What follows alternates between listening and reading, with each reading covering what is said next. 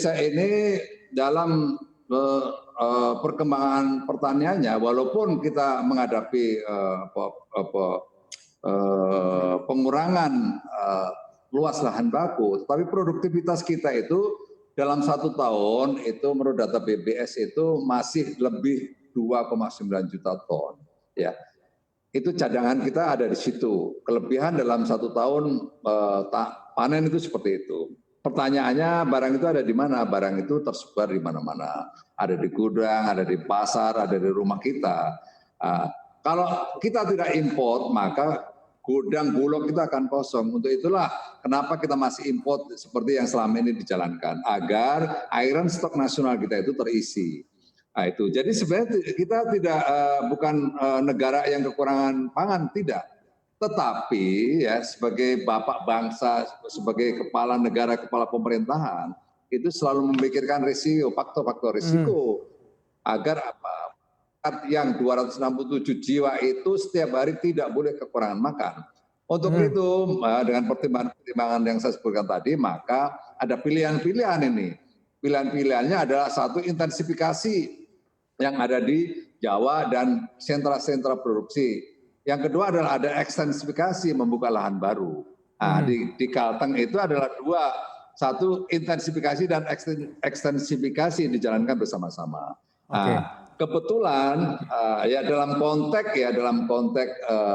meningkatkan pekerjaan pertanian yang lebih extraordinary ya agar bisa melampaui dari kebutuhan yang diinginkan oleh perut kita, maka Pak Presiden akan melakukan tindakan-tindakan extraordinary. Kalau extraordinary ya mesti kalau Menteri Pertanian itu lebih pekerjaan yang bersifat lebih bersifat seperti biasanya, tetapi dalam konteks kesiapan cadangan pangan nasional, maka Presiden menunjuk Pak Menhan untuk bisa menjalankan menyiapkan cadangan pangan nasional. Nah, kalau kita bicara cadangan nasional, pangan nasional bukan saja beras, bukan hanya jagung, tetapi juga bisa nanti ada ubi, ada umbi-umbian, ada makanan-makanan lain yang pada akhirnya nanti itu bisa menjadi diversifikasi makanan kita. Ya, itu yang diharapkan. Yang kedua, harapannya dari 144.000 hektar tadi itu yang saya sampaikan di depan. Dengan Pak Menhan ikut terlibat di dalamnya, bisa nanti menarik investor dari luar yang terlibat di dalamnya untuk mengoptimalisasi dari lahan yang 144.000 hektar itu. Jadi sebenarnya hal yang biasa. Berikutnya lagi, kenapa sih ada keterlibatan tentara di situ?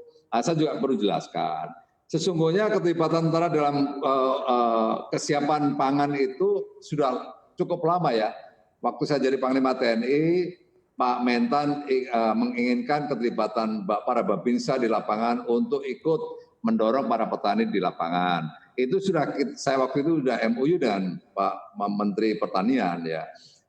Ini bukan hal yang baru. Bukan hal yang baru keterlibatan TNI dalam membantu petani ya. Dan sampai sekarang juga masih ada para babinsa yang bekerja sama dengan mereka.